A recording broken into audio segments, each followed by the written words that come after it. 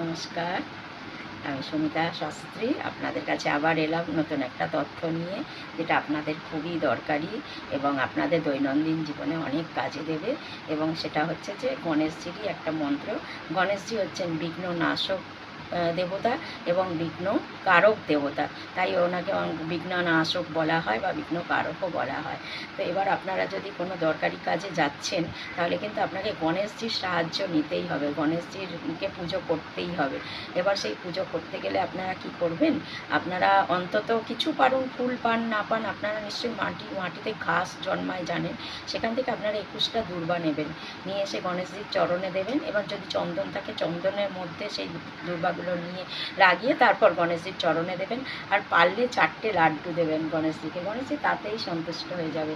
এবার ওনার একটা মন্ত্র আপনারা পাঠ করবেন, সেটা হচ্ছে ওং বক্রতুণ্ডায় ওম, বা ওং গং গণপত্যায় নমঃ, বা ওং রাজেন্দ্র বিঘ্নায় নমঃ, বা ওং একদন্তায় নমঃ, এরম আপনি, বা ওং গণেশায় নমঃ, এরম আপনি যেটা আপনার মনে থাকবে সেরকমই একটা মন্ত্র আপনারা পাঠ করবেন।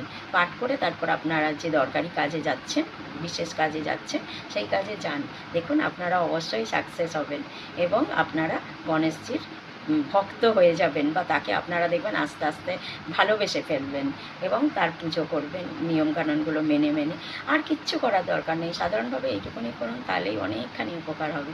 তো আজকের মতন শেষ করছি। ভালো থাকবেন, সুস্থ থাকবেন।